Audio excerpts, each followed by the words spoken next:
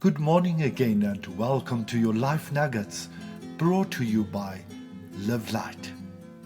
And the theme for this 64th Nugget is Awakening. Part 1. A religious awakening which does not awaken the sleeper to love has roused him in vain. Jessamine West. Awakening, Part 1. A time comes in your life when you finally get it, or at least begin to. When in the midst of all your fears and insanity, you stop dead in your tracks, and somewhere the voice inside your head cries out, "Enough! Enough fighting and crying or struggling to hold on." And like a child, quieting down after a blind tantrum, your sobs begin to subside. You shudder once or twice, you blink back your tears, and through a mantle of wet lashes, you begin to look at the world through new eyes. This is your awakening. You realize that it's time to stop hoping and waiting for something to change or for happiness, safety and security to come galloping over the next horizon. You come to terms with the fact that he is not Prince Charming and you are not Cinderella, and that in the real world there aren't always fairy tale endings, or beginnings for that matter, and that any guarantee of happily ever after must begin with you. And in the process, a sense of serenity is born, of acceptance. You awaken to the fact that you are not perfect, and that not everyone will always love, appreciate, or approve of who or what you are. And that's okay. They are entitled to their own views and opinions. And you learn the importance of loving and championing yourself. And in the process, a sense of newfound confidence is born of self-approval. You stop bitching and blaming other people for the things they did to you or didn't do for you. And you learn that the only thing you can really count on is the unexpected.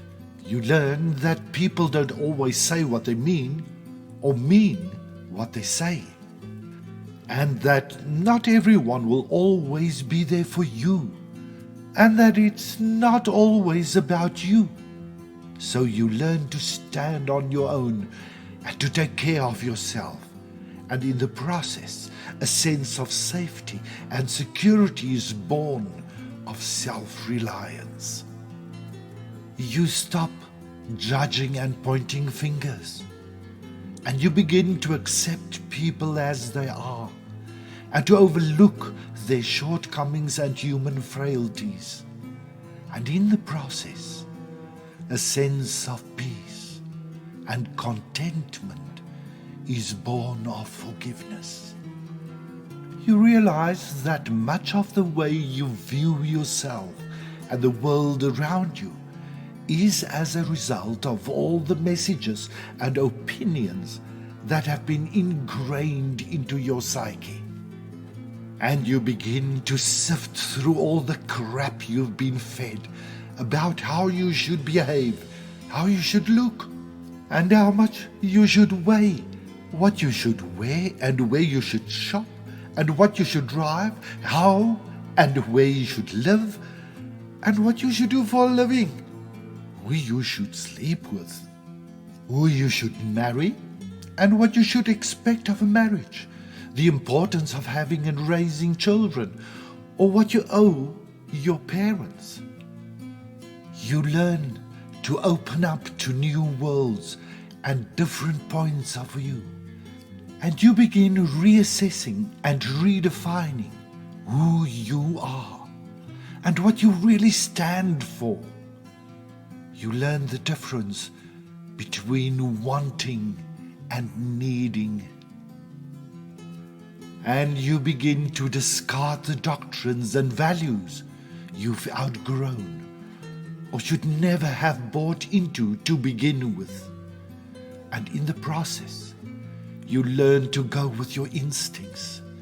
You learn that it is truly in giving that we receive, and that there is power and glory in creating and contributing. And you stop maneuvering through life merely as a consumer looking for your next fix. You learn that principles such as honesty and integrity are not the outdated ideals of a bygone era, but the mortar that holds together the foundation upon which you must build a life. You learn that you don't know everything. It's not your job to save the world, and that you can't teach a pig to sing. You learn to distinguish between guilt and responsibility, and the importance of setting boundaries and learning to say no. You are more than welcome to join us next week for part 2 of Awakening. But before we go, remember, awakening is not changing who you are, but discarding who you are not. Have a wonderful weekend. Be blessed. Love and regards, Shalom Shalom.